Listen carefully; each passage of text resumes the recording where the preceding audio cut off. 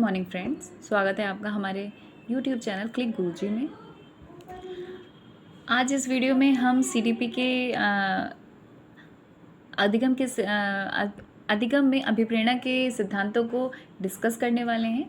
Last video में हमने जो अधिगम में अभिप्रेरणा के प्रकार थे उसको डिस्कस करा था। आज हम अभिप्रेरणा के सिद्धांत जो हैं, अधिगम में अभिप्रेरणा के सिद्धांत जो हैं उसको आज हम डिस्कस करेंगे। तो जिसने भी वीडियो नहीं देखी हो लास्ट वाली, वो आप देख लीजिएगा, तो जिससे आपको ये पूरा चैप्टर समझ में आ जाएगा। इस वीडियो में आप अंत तक बने रहिएगा, जिससे आपको पूरी वीडियो अच्छे से समझ में आए और हमारे साथ साथ आप नोट्स भी बनाते चलिए। ये वीडियो बहुत यूज़फुल होने वाली है। तो चलिए स्टार्ट करते हैं। अधिगम में अभिप्रेरणा के सिद्धांत। तो 3 सिद्धांत बहुत ही इम्पॉर्टेंट हैं। आज इस वीडियो में हम 2 सिद्धांतों को डिस्कस करने वाले हैं। पहला है आपका आवश्यकता का पदानुक्रम सिद्धांत। क्वेश्चन यहीं से बन जाता है कि आवश्यकता का पदानुक्रम सिद्धांत किसने दिया है। देखिए, जो ये नोट्स हैं, ये हैंड रिटन नोट्स हैं और बहुत ही आपके पूरा बुक से टाइम वेस्टिंग नहीं है, बहुत ही सिलेक्टेड है, वन लाइनर है, जिससे ये है कि सारे क्वेश्चंस आपको यहाँ से मिल जाएंगे। तो मेरे साथ आप इस वीडियो में अपने नोट्स तैयार करते चलिए। मैं हर वीडियो में आपको यही बताती हूँ कि नोट्स आप बनाते चलिए, जिससे एग्ज़ाम में आपको कोई परेशानी ना हो। शॉर्ट नोट्स हैं, शॉर्ट से भी शॉर्ट नोट्स हैं ये। क्लियर? तो आवश्यकता का पदानुक्रम सिद्धांत जो है वो अब्राहम मैस्लो का है। क्वेश्चन यहाँ से बनता है कि अब आवश्यकता का पदानुक्रम सिद्धांत किसने दिया है, तो अब्राहम मैस्लो ने दिया है। अब आवश्यकता के पदानुक्रम सिद्धांत को और भी नामों से जाना जाता है। आवश्यकता के पदानुक्रम सिद्धांत को और भी नामों से जाना जाता है। अब ये तो आपको समझ में आ गया कि भाई आवश्यकता का पदानुक्रम सिद्धांत किसने दिया, क्या अब्राहम मैस्लो ने दिया, लेकिन और भी नाम हैं। बहुत से सारे सिद्धांत हमने पहले भी पढ़े हैं, अधिगम के पढ़े हैं, विकास के पढ़े हैं। तो उनके सबके जो सिद्धांतों के नाम हैं वो अलग अलग हैं, कई सारे टाइप्स हैं, उसी में कंफ्यूज हो जाते हैं एग्ज़ाम में हम। तो आवश्यकता का पदानुक्रम सिद्धांत अब्राहम मैस्लो का है, लेकिन अब्राहम मैस्लो के जो सिद्धांत है उसको और भी नामों से जाना जाता है, जैसे कि मांग का सिद्धांत। आवश्यकता का पदानुक्रम सिद्धांत को ही मांग का सिद्धांत कहेंगे, ये भी अब्राहम मैस्लो का है। स्व यथार्थ विकरण का सिद्धांत भी मैस्लो का है और आत्मसिद्धि का सिद्धांत भी अब्राहम मैस्लो का ही है। ठीक, तो याद रखिए, आवश्यकता का पदानुक्रम सिद्धांत अब्राहम मैस्लो का है, मांग का सिद्धांत अब्राहम मैस्लो का है, स्व यथार्थीकरण का सिद्धांत भी अब्राहम मैस्लो का है और आत्मसिद्धि का सिद्धांत भी अब्राहम मैस्लो का है। तो कोई भी नाम यहाँ पर आ जाए तो अब्राहम मैस्लो आप एग्ज़ाम में टिक लगा कर आइएगा। ठीक, अब थोड़ा और डीपली देखें तो भाई इन्होंने अपने सिद्धांत में क्या बताया है, आत्म अनुभूति, आत्मसम्मान, प्रेम व लगाव, सुरक्षा और मूलभूत आवश्यकताएं। इन्होंने अपने सिद्धांत में जो आवश्यकता का पदानुक्रम सिद्धांत है, इन्होंने एक सिस्टमेटिकली बताया है। अब उसमें इन्होंने 2 स्तर कर दिए हैं, एक तो उच्च स्तर कर दिया है और एक निम्न स्तर कर दिया है, कि जो हमारी ये तो सारी आवश्यकताएं हैं भाई, मूलभूत आवश्यकताएं हैं, सुरक्षा है, प्रेम व लगाव है, आत्मसम्मान है, आत्मानुभूति, ये सब ही आपके आवश्यकता के पदानुक्रम सिद्धांत में है। लेकिन इसमें इन्होंने डिवाइड कर दिया है अब्राहम मैस्लो जी ने कि उच्च स्तरीय और निम्न स्तरीय। अब इनमें से बताइए उच्च स्तरीय कौन सा और निम्न स्तरीय कौन सा है। तो ये 5 इन्होंने बताया है। तो पहला है आपका मूलभूत आवश्यकताएं। जो मूलभूत आवश्यकताएं हैं वो निम्न स्तर की हैं। मूलभूत आवश्यकताएं जो हैं उनको निम्न स्तर में रखा गया है। सुरक्षा को भी निम्न स्तर में रखा गया है, प्रेम व लगाव को उच्च स्तर में रखा गया है, आत्मसम्मान उच्च स्तर और आत्मानुभूति उच्च स्तर। तो समझ में आ रहा है आपके कि मूलभूत आवश्यकताएं जो हैं, सुरक्षा जो है वो तो निम्न स्तर की बताई गई है अब्राहम मैस्लो ने, लेकिन प्रेम व लगाव, आत्मसम्मान और आत्मानुभूति ये आपके उच्च स्तर की बताई गई है। बहुत ही शॉर्ट नोट्स में बताया गया है, सिंपल, यहीं से क्वेश्चन पूछ लिए जाएंगे, कोई डीपली पढ़ने की ज़रूरत नहीं है। एक बार फिर कर लेते हैं क्लियर कि आवश्यकता का पदानुक्रम सिद्धांत अब्राहम मैस्लो जी का है, मांग का सिद्धांत अब्राहम मैस्लो का है, स्व यथार्थीकरण विकरण का सिद्धांत अब्राहम मैस्लो का है और आत्मसिद्धि का सिद्धांत अब्राहम मैस्लो का है। इन्होंने ट्रायंगल में बताया गया है, 5 पॉइंट्स बताए गए हैं। मूलभूत आवश्यकताएं को निम्न स्तर में रखा गया है 2 आवश्यकताओं को, और 3 को उच्च स्तर में रखा गया है। निम्न स्तर के मूलभूत आवश्यकताएं हैं, सुरक्षा है। उच्च स्तर में प्रेम व लगाव बताया गया है, आत्मसम्मान को रखा गया है और आत्म अनुभूति को रखा गया है। किसने रखा है ये? अब्राहम मैस्लो जी ने रखा है। बच्चों बात समझ में आ गई? समझ में आ गया आवश्यकता का पदानुक्रम सिद्धांत? चलिए नेक्स्ट सिद्धांत पर चलते हैं। चलिए दूसरा सिद्धांत है आपका मनोविश्लेषणात्मक सिद्धांत। मनोविश्लेषणात्मक सिद्धांत ये किसका है? ये इस सिद्धांत का प्रतिपादन वियना के मनोवैज्ञानिक सिगमंड फ्राइड ने किया है। क्वेश्चन यहाँ से बनता है, क्वेश्चन साफ साफ यहाँ से पूछ लिया जाएगा कि इस सिद्धांत के सिगमंड फ्राइड ने कौन सा सिद्धांत दिया? तो सिगमंड फ्राइड ने मनोविश्लेषणात्मक सिद्धांत दिया। सिगमंड फ्राइड ने कौन सा सिद्धांत दिया? तो सिगमंड फ्राइड ने मनोविश्लेषणात्मक सिद्धांत दिया। इस सिद्धांत का प्रतिपादन वियना के, कहाँ के मनोवैज्ञानिक थे सिगमंड फ्राइड? तो वियना के मनोवैज्ञानिक थे। कहाँ के वैज्ञानिक थे? तो मनोवैज्ञानिक थे, तो वियना के मनोवैज्ञानिक थे, सिगमंड फ्राइड ने किया था। ठीक है, आगे बढ़ते हैं। सिगमंड फ्राइड ने मन के 3 स्थान बताए। सिगमंड फ्राइड ने मन के 3 स्थान बताए हैं, चेतना, अर्धचेतना और अचेतन। आपने सुना है ना, चेतन मन अचेतन मन, ये तो जानते हैं आप। तो जो सिगमंड फ्राइड ने मन के 3 स्थान बताए हैं, कौन कौन से?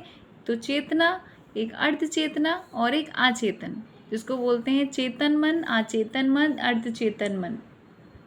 ठीक, चेतना क्या बताया है? इसको रखा गया 1/10वां भाग पद। इसको रखा गया कि आपके मन की जो स्थिति है, जो वर्तमान स्थिति जो होती है, जो हमारे किसी भी व्यक्ति के जो वर्तमान की स्थिति होती है, उसको इन्होंने 1/10वां पद में रखा गया है। उसको वर्तमान की स्थिति बताई गई, वो आपका चेतन मन होता है। वो आपके जो वर्तमान की जो स्थिति चलती है, वो आपके चेतन मन में चलती है। ठीक है, वो कौन सा पद होता है? 1/10वां पद होता है। एक होती है अर्धचेतन, एक होता है अर्धचेतना। ठीक है, ये परीक्षा कक्षा में बताया गया है भाई। 1/10वां भाग जो है वो बताया गया है चेतन मन का, और 9/10वां पद कौन सा है? अचेतन मन का। अब देखिए अचेतन मन में क्या क्या चीज़ें आएंगी इसमें। जो विचार हैं, जिन्हें हम भावनाएं हैं, इच्छाएं हैं, इसका भंडार होता है अचेतन मन में। ठीक है, अचेतन मन में विचारों का, भावनाओं का, इच्छाओं का क्या होता है? भंडार होता है। क्या होता है? भंडार होता है। अचेतन मन में विचार हैं, भावनाएं हैं, इच्छाएं हैं, उनका है भंडार। और चेतन मन क्या होता है? ये वर्तमान की स्थिति है। किसने बताया? सिगमंड फ्राइड ने बताया। तो सिगमंड फ्राइड ने मन के 3 स्थान बताए हैं, एक चेतन मन, एक अर्धचेतन और एक अचेतन मन। ये इन दोनों के बीच का भाग होता है। ये चेतन मन और अचेतन मन के बीच का भाग होता है, जिसको हम अर्धचेतन बोलते हैं, जिसको हम अर्धचेतन या चेतना बोलते हैं। तो क्लियर? इस सिद्धांत मनोविश्लेषणात्मक सिद्धांत का प्रतिपादन किसने किया? तो भाई वियना के मनोवैज्ञानिक थे सिगमंड फ्राइड। सिगमंड फ्राइड कहाँ के मनोवैज्ञानिक थे? तो वियना के मनोवैज्ञानिक थे। कौन सा सिद्धांत का प्रतिपादन किया इन्होंने? तो मनोविश्लेषणात्मक सिद्धांत का प्रतिपादन किया। क्या बताया इन्होंने? सिगमंड फ्राइड ने मन के 3 स्थान बताए हैं। कौन कौन से? एक तो चेतन, एक अचेतन और एक अर्धचेतन। चेतन मन का कौन सा पद होता है? तो 1/10वां पद, ये 9/10वां पद, और इन दोनों के जो बीच का होता है वो अर्धचेतन होता है। चेतन मन में वर्तमान की स्थिति जो भी इस टाइम हम लोगों की चल रही है, उसको चेतन मन के द्वारा है वो। और अचेतन मन में भाई विचार है, भावनाएं हैं, इच्छाओं का भंडार है कि भाई जल्दी से हमारा एग्ज़ाम क्लियर हो जाए, हम यहाँ जाएं, हम वहाँ जाएं, अभी तो हम पढ़ रहे हैं, फिर घूमने जाएंगे, फिर इधर जाएंगे, फिर ये करेंगे, फिर वो करेंगे। होता है ना, आप लोगों के साथ भी होता होगा। तो बस वो क्या है? वो विचार, वो भावनाएं, वो इच्छाएं क्या हैं? वो हमारे अचेतन मन की हैं। ठीक, क्लियर? चलिए आगे बढ़ते हैं। अब देखिए, अचेतन मन, चेतन मन और अर्धचेतन मन। तो जो चेतन मन जो होता है वो तो आपका क्या है, वो तो भाई वर्तमान की स्थिति है, वो तो वर्तमान की स्थिति। लेकिन जो अचेतन मन में जिसमें ढेर सारी हमारी इच्छाएं हैं, हमारी भावनाओं का भंडार है, उसके बारे में सिगमंड फ्राइड ने बड़ा डीपली बताया है। तो चलिए पढ़ते हैं। अचेतन मन की तुलना सिगमंड फ्राइड ने किससे की है? तो अचेतन मन की तुलना सिगमंड फ्राइड ने समुद्र में के तैरते हुए हिमखंड से की है। समुद्र में तैरते हुए हिमखंड से की है। भाई समुद्र में क्या तैरते हैं? जो हिमखंड होते हैं, जो बर्फ के जो खंड होते हैं, उनसे करी है। इसकी तुलना, अचेतन मन की तुलना सिगमंड फ्राइड ने समुद्र में तैरते हुए हिमखंड से की है। क्वेश्चन यहाँ से बन जाएगा कि भाई बताइए सबसे पहले तो ये बनेगा कि अचेतन मन की जो सिद्धांत है वो किसने दिया, ये किसने अपने सिद्धांत में अचेतन मन के बारे में बताया? तो भाई किसने बताया? सिगमंड फ्राइड ने बताया। अब ये पूछ लिया जाएगा सेकंड क्वेश्चन कि अचेतन मन की तुलना सिगमंड फ्राइड ने किससे की है? तो भाई समुद्र में तैरते हुए हिमखंड से की है। क्लियर है? चलिए आगे बढ़ते हैं। इन्होंने जो थे अचेतन मन को ना 3 भागों में डिवाइड कर दिया है। एक तो इदम, एक अहम और एक परम अहम। ठीक, तो इदम क्या है? इदम है, ये सुख के सिद्धांत पर कार्य करता है। ये सुख के, देखिए क्वेश्चन यहाँ से बनते हैं इदम, परम अहम और अहम पर, तो ध्यान रखिए। ये सुख के सिद्धांत पर कार्य करता है। इसमें व्यक्ति के जन्मजात गुण पाए जाते हैं। इसमें व्यक्ति के जन्मजात गुण पाए जाते हैं। इसका संबंध आनुवंशिकता से होता है। इसका संबंध आनुवंशिकता से होता है। इसमें पाए जाने वाले विचार, वस्तु की चेतना व्यक्ति की नहीं होती। इसमें विवेक नहीं पाया जाता। इसमें काम प्रवृत्ति की मात्रा अधिक पाई जाती है। इसलिए फ्राइड ने इसे लिबिडो भी कहा है। ये शैशवावस्था की स्थिति है। ये शैशवावस्था की स्थिति है। क्लियर? देखिए, आप जब इदम को पढ़ें तो सबसे पहले आप शैशवावस्था को याद रख लीजिए। शैशवावस्था को याद रख लीजिए। तो आप जब आप शैशवावस्था को याद करेंगे तो इदम आपको क्लियर हो जाएगा। ठीक, कैसे? तो शैशवावस्था की स्थिति बताई गई है, तो उसमें विवेक नहीं होता है। आप सबको पता है कि जब हमारी शिशुवस्था, बच्चे जब शिशुवस्था में होता है तो बच्चे के अंदर विवेक नहीं होता है, लेकिन काम प्रवृत्ति की मात्रा अधिक होती है। काम प्रवृत्ति की मात्रा अधिक होती है। और गुण कौन से होते हैं? आनुवंशिकता होती है। ठीक है, जन्मजात गुण पाए जाते हैं, है ना। तो ये जो भी बताया गया है ये आपकी शिशुवस्था से रिलेट करते हुए बताया ही है। जो सिगमंड फ्राइड जी हैं, उन्होंने कहा है कि ये सुख के सिद्धांत पर कार्य करती है। जब बच्चा शिशुवस्था में होता है तो क्या उसे कोई दुख होता है? नहीं, वो अपने ही मन का मौजी होता है, कभी मन करेगा हंस लेगा, है ना। तो ये सुख के सिद्धांत पर कार्य करता है। इसमें व्यक्ति के जन्मजात गुण पाए जाते हैं। इसका संबंध आनुवंशिकता से है। इसमें पाए जाने वाले विचार, वस्तु की चेतना व्यक्ति की नहीं होती है। विचार, वस्तु की चेतना व्यक्ति की नहीं होती है। इसमें विवेक नहीं पाया जाता। इसमें काम की प्रवृत्ति अधिक पाई जाती है। इसलिए फ्राइड ने इसे लिबिडो भी कहा है। तो ठीक है, इसमें हमने यही बताया है कि जो इदम है उसको शिशुवस्था से रिलेट करके सिगमंड फ्राइड ने बताया अचेतन मन को। ठीक, तो जो शिशुवस्था की स्थिति होती है वही स्थिति इदम की होती है। बस इसमें आप याद रखिएगा। इसलिए फ्राइड ने इसे लिबिडो भी कहा है। इसलिए फ्राइड ने इसे लिबिडो भी कहा है। क्लियर? चलिए आगे बढ़ते हैं। चलिए, अब सेकंड है अहम। इदम हमने पढ़ लिया, अब है अहम। अहम को इंग्लिश में ईगो बोलते हैं, जानते हैं आप सब। इसमें क्या बताया गया है? इसका संबंध भारी वातावरण से होता है। उसका जो संबंध था इदम का वो आंतरिक वातावरण से था, लेकिन इसका संबंध बाहरी वातावरण से होता है। ये वास्तविक के सिद्धांत पर कार्य करता है। ये वास्तविक सिद्धांत पर कार्य करता है। ये व्यक्ति के गलत विचार, भावनाएं, गलत मत करिएगा बच्चों, ये व्यक्ति के गलत विचार, भावनाओं या इच्छाओं पर नियंत्रण करता है। ये व्यक्ति के गलत विचार, भावनाओं या इच्छाओं पर नियंत्रण करता है और विचारों पर, और जबकि अच्छी इच्छाओं और विचारों पर कोई नियंत्रण नहीं करता है। इस लाइन को आप सही से लिखिएगा, नोट करिएगा, कुछ मिस्टेक्स हैं। कि इसका संबंध बाहरी वातावरण से होता है, ये वास्तविक के सिद्धांत पर कार्य करता है। जो स्थिति हमारी प्रेजेंट में बनी हुई है उस पर कार्य करता है। ठीक, ये व्यक्ति के गलत विचार, भावनाओं या इच्छाओं पर नियंत्रण करता है। कभी कभी ऐसा होता है व्यक्ति के अंदर गलत विचार या गलत भावनाएं आती हैं, लेकिन हम उस चीज़ को रिएक्ट नहीं करते हैं, कोई हम कंट्रोल कर लेते हैं उस चीज़ पर। तो वो किसके द्वारा? वो अहम के द्वारा ही बताया गया है इन्होंने। ठीक है, जबकि जो हमारी अच्छी इच्छाएं होती हैं, हमारे विचार होते हैं, उन पर कोई नियंत्रण नहीं करता। ये कौन सी स्थिति होती है? ये बाल्यावस्था की स्थिति होती है। ठीक है, बाल्यावस्था की जो स्थिति होती है वो आपको याद होगी कि भाई वो बाहरी वातावरण से जोड़ती है। जो शैशवावस्था की स्थिति होती है वो आंतरिक वातावरण से जोड़ती है। ठीक, तो इसको इन्होंने सिगमंड फ्राइड ने बाल्यावस्था के पद पर रखकर देखा है। ठीक, एक बार मैं फिर से रिपीट कर देती हूँ कि इसका संबंध बाहरी वातावरण से होता है, ये वास्तविक के सिद्धांत पर कार्य करता है, ये व्यक्ति के गलत विचार, जो भावनाएं या इच्छाएं हैं उस पर नियंत्रण करते हैं, और जो जबकि अच्छी इच्छाएं और विचार जो होते हैं इस पर कोई नियंत्रण नहीं करता है। ये स्थिति कौन सी होती है? ये बाल्यावस्था की स्थिति होती है। क्लियर? चलिए आगे बढ़ते हैं।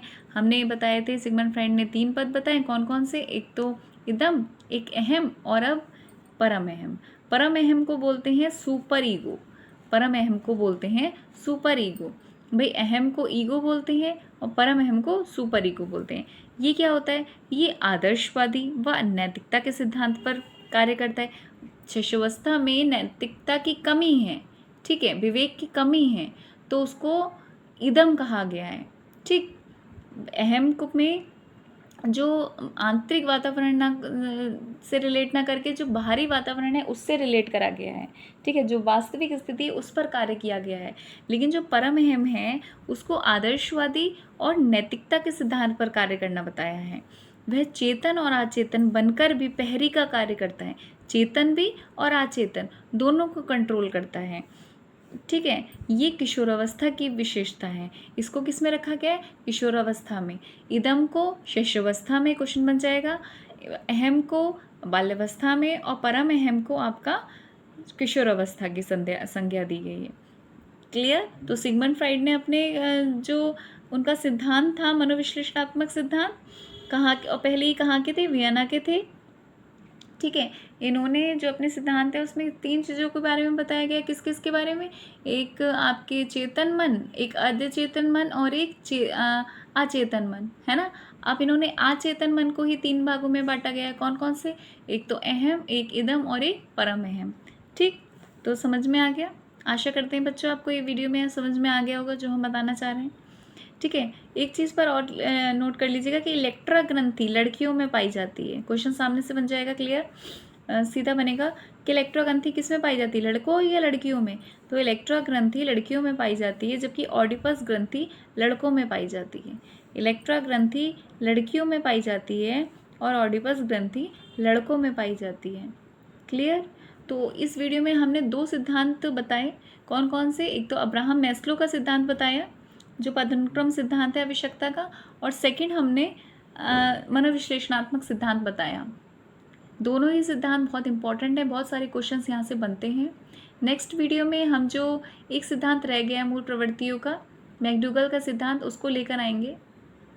ठीक है, आशा करते हैं आपको ये वीडियो अच्छी लगी होगी।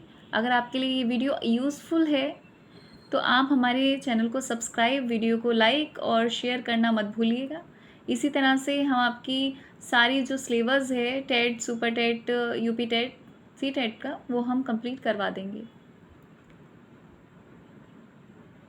तब तक के लिए थैंक यू, धन्यवाद।